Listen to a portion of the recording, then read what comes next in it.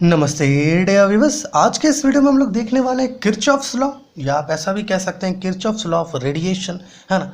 इसे Kirchhoff's radiation law भी कह सकते हैं। ओके, स्टैटिस्टिकल मैकेनिक्स का एक काफ़ी इंपॉर्टेंट टॉपिक है। तो इस वीडियो में पहले हम लोग क्या करेंगे, स्टेटमेंट देखेंगे किरचॉफ्स रेडिएशन लॉ का। ओके, इसके स्टेटमेंट को थोड़ा एक एग्जाम्पल की मदद से समझेंगे एंड देन इसको हम लोग मैथमेटिकली यहाँ पर प्रूव भी करेंगे। तो प्यारे व्यूअर्स, किरचॉफ्स लॉ जो है ये एक्चुअली गस्टव रोबर्ट किरचॉफ के द्वारा पोस्टुलेट किया गया, है ना। उन्होंने क्या कहा, किरचॉफ ने, गस्टव रोबर्ट किरचॉफ ने क्या कहा कि जो रेशियो होता है आपका emissive power okay to the absorptive power okay किसी भी गिवन वेवलेंथ रेंज में एक गिवन टेम्परेचर पर, वो हर एक बॉडी के लिए सेम होता है। क्या सेम होता है? Ratio emissive power to absorptive power का रेशियो हर एक बॉडी के लिए सेम होता है at a given temperature for a given wavelength. Okay, और ये इक्वल किससे होता है? ये रेशियो इक्वल होता है आपका emissive power of perfectly black body से, okay, at that temperature. So basically हमें जो है प्रूफ क्या करना है, E lambda by A lambda is equal to capital E lambda. हमें ये प्रूफ करना है, जहाँ पे ई लैम्डा आपका एमिसिव पावर है, ए लैम्डा एब्सॉर्प्टिव पावर है और कैपिटल ई लैम्डा आपका एमिसिव पावर है किसके?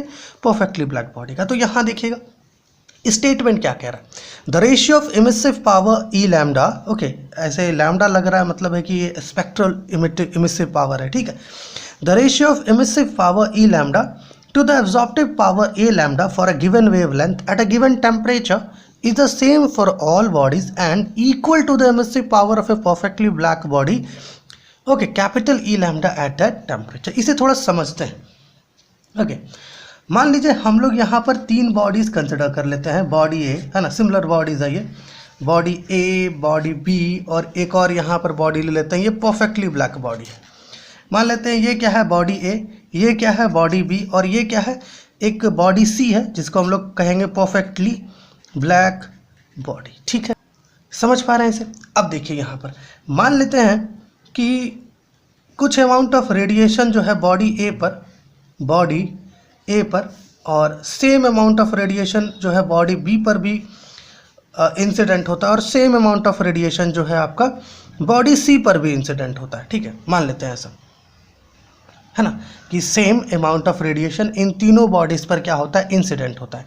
अब आपको पता है कोई भी एक बॉडी पर रेडिएशन अगर फॉल करता है तो वो बॉडी क्या करेगा? उसको एब्जॉर्ब करेगा, है ना। उसके पास कुछ एब्जॉर्प्टिव पावर होता है जिसकी मदद से वो उस रेडिएशन को एब्जॉर्ब कर लेता है ना। सारा एब्जॉर्ब नहीं करता, कुछ एब्जॉर्ब कर लेता है, कुछ उसके सरफेस पर से ही रिफ्लेक्ट हो जाता है, कुछ ट्रांसमिट हो जाता है ना। ओके, तो मान लेते हैं कि हमारा ये जो बॉडी है ये कुछ रेडिएशन ऑब्जॉर्ब कर रहा है और इसका जो एब्जॉर्प्टिव पावर है वो ए लैम्डा है।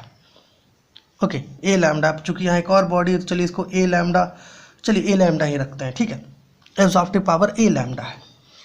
अब चूँकि ये कुछ जो रेडिएशन है इसको ये ऑब्जॉर्ब किया है, कुछ रेडिएशन को ऑब्जॉर्ब किया है, तो ऑब्वियस सी बात है ये इसको इमिट भी करेगा। इमिट तो करना ही है ना, है ना, क्योंकि कब तक ये जो बॉडी ए है ये रेडिएशन ऑब्जॉर्ब किया है तो ये कब तक इस बॉडी को अपने, मतलब इस रेडिएशन को कब तक ये अपने अंदर होल्ड करके रखेगा? कभी ना कभी तो रिलीज़ करेगा, है ना। तो मान लेते हैं कि इसका जो इमिसिव पावर है वो ई लैम्डा है, ठीक है। अब बॉडी बी पर आते हैं। बॉडी बी पर भी same amount of radiation fall कर रहा है, तो चलिए इसका भी कुछ एब्जॉर्प्टिव पावर होगा। मान लेते हैं वो ए लैम्डा 1 इसका एब्जॉर्प्टिव पावर है ना। कुछ रेडिएशन हो सकता है इस बॉडी बी के सरफेस से ही क्या हो जाए, रिफ्लेक्ट हो गया हो, कुछ इससे ट्रांसमिट हो गया हो, है ना, बट कुछ अमाउंट ये अब्जॉर्ब करेगा। तो चलिए उसको ए लैम्डा 1 ले लेते हैं, और ऑब्वियस सी बात है अब्जॉर्ब कर रहा है तो भैया जी इसको इमिट भी करना पड़ेगा, है ना। तो ई लैम्डा 1 इसका एमिसिव पावर ले लेते हैं। अब आते हैं हमारा जो तीसरा बॉडी है डेट इज सी, है ना।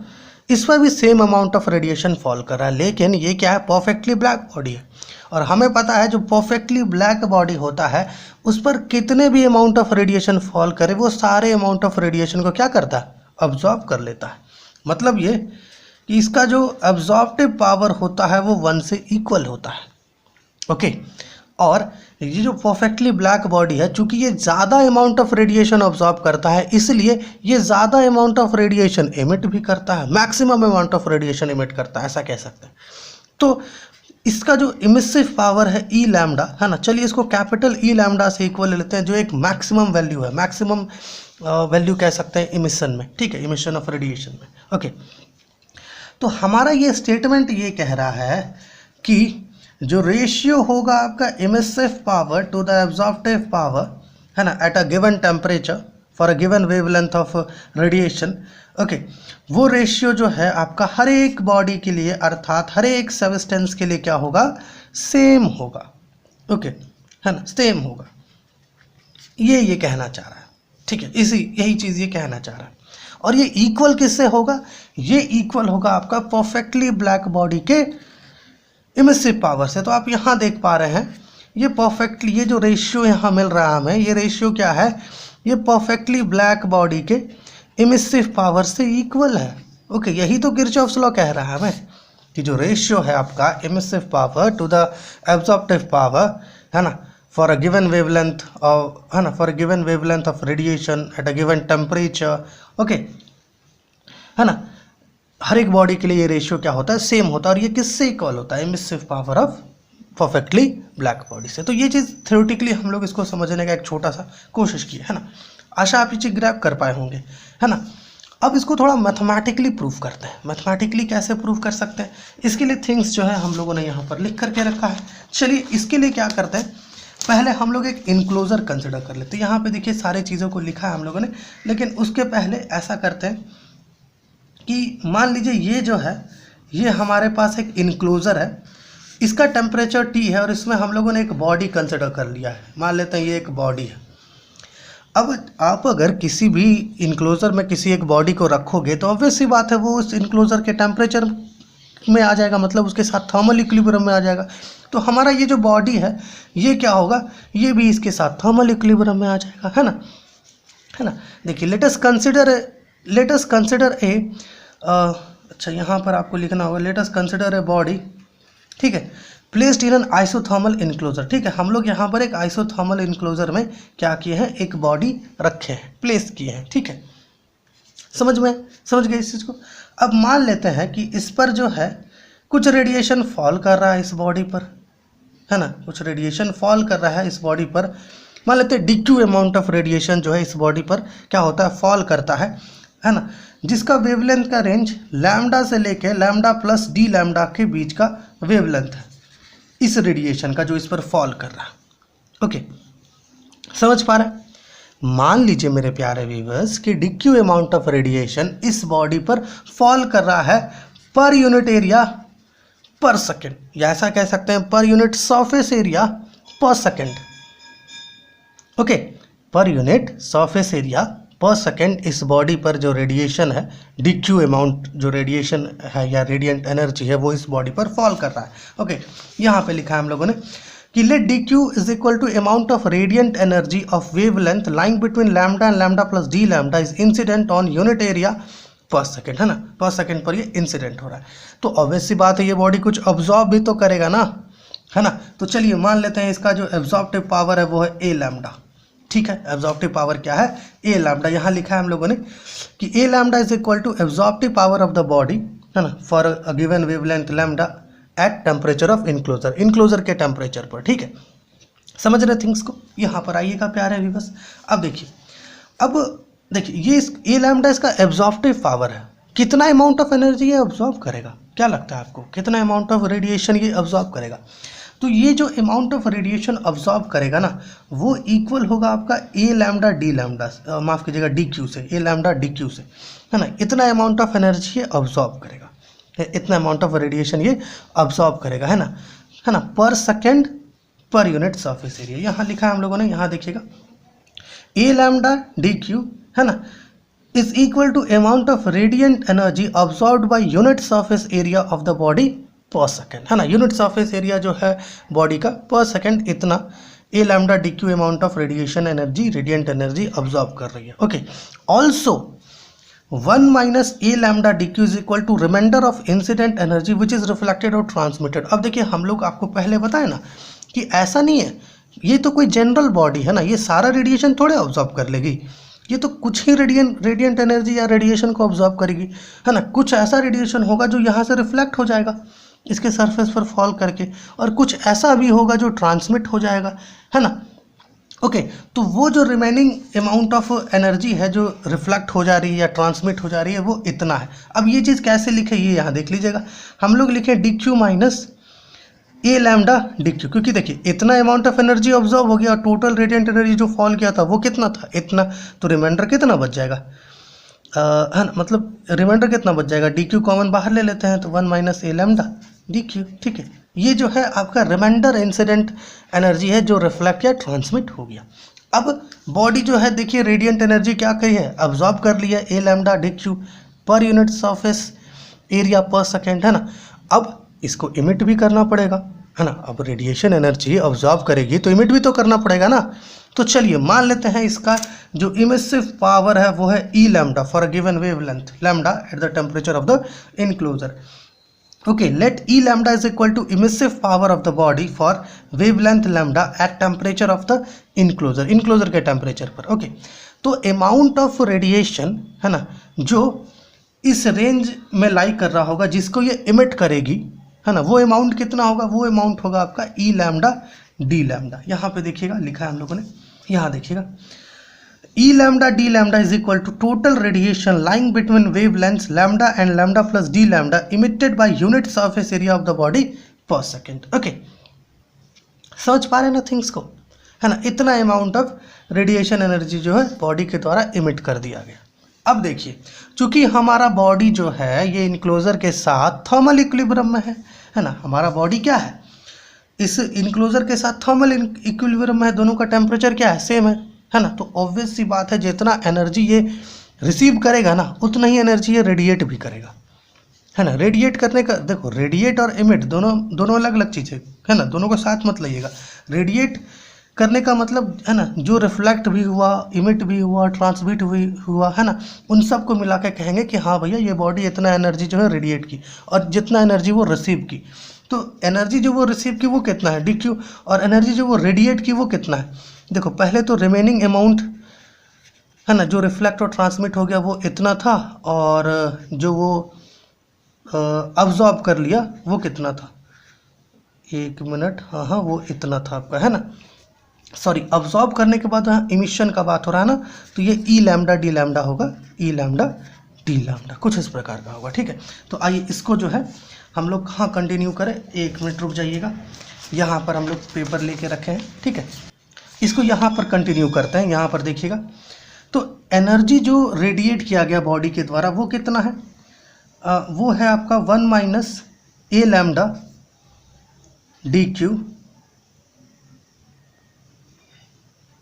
प्लस जो इमिट किया गया वो कितना है ई लैम्डा डी लैम्डा, है ना। और ये किससे इक्वल होगा, अमाउंट ऑफ एनर्जी जो वो रिसीव कर रहा है, मतलब जो उस पर इंसिडेंट हो रहा है। अब यहाँ देखिएगा D Q minus A lambda D Q plus E lambda D lambda is equal to D Q both side से कैंसिल कर दीजिए, और आप इसे कुछ ऐसे लिख दीजिए E lambda D lambda is equal to A lambda D Q, कुछ इस प्रकार से, ठीक है। अब आप चाहे तो इसे ऐसे भी लिख सकते हो E lambda by A lambda is equal to D lambda by D Q. Okay, ये हमारा जो स्टेटमेंट है किरचॉफ्स लॉ का उसके पहले पार्ट को ये प्रूव करता है। ये जो पहला पार्ट है ना कि ratio of emissive power E lambda two the absorptive power A lambda for a given wavelength eight a given temperature same for all bodies, okay, उसको ये जो है एस्टेब्लिश करता है। क्योंकि यहाँ पर ये जो D lambda by D Q है ये एक्चुअली एक ऐसा, एक मिनट यहाँ पर क्या हो गया, अच्छा हाँ हमारे से एक छोटा सा मिस्टेक हुआ प्यारे व्यूअर्स, ये जो है D Q by D lambda होगा, okay, D Q by D lambda होगा, ठीक है। यहाँ पर डी क्यू है ना, इधर आएगा डी लैम्डा, ठीक है।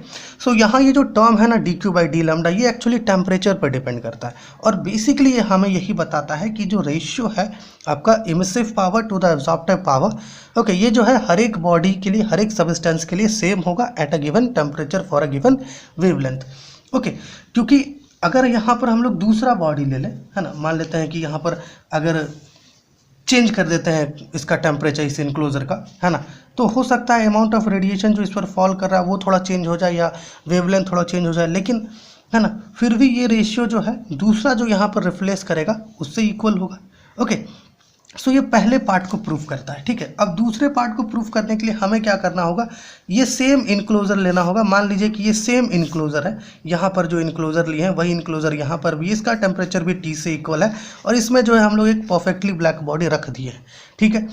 अब मान लेते हैं कि सेम अमाउंट DQ है ना, same amount of radiant energy जो है इस परफेक्टली ब्लैक बॉडी पर क्या हो रहा है, फॉल कर रहा है, ठीक है। सेम अमाउंट ऑफ, है ना, जिसका वेवलेंथ का रेंज लैम्डा से लेकर लैम्डा प्लस डी लैम्डा के बीच है। Okay, same amount of radiant energy जो है इस परफेक्टली ब्लैक बॉडी पर फॉल कर रहा है, ठीक है, पर unit surface area per second, ठीक है।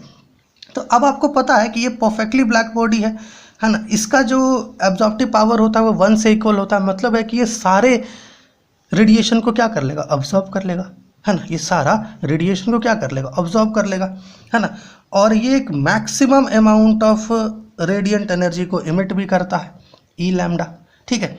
तो इस केस में अमाउंट ऑफ रेडिएंट एनर्जी जो फॉल कर रहा है ना, वो है DQ, है ना, और अमाउंट ऑफ एनर्जी जो रेडिएट हो रहा है वो कितना है, वो है आपका ई लैम्डा डी लैम्डा। इतना अमाउंट ऑफ रेडिएंट एनर्जी जो है ये रेडिएट हो रहा है, क्योंकि इस केस में ना कोई भी अमाउंट ऑफ एनर्जी रिफ्लेक्ट या ट्रांसमिट नहीं होती है ना, रेडिएशन एनर्जी, है ना, परफेक्टली ब्लैक बॉडी सबको ऑब्जॉर्ब कर लेता है, ठीक है। So we can also write it DQ by D lambda को हम लोग ऐसे भी लिख सकते हैं, ई लैम्डा।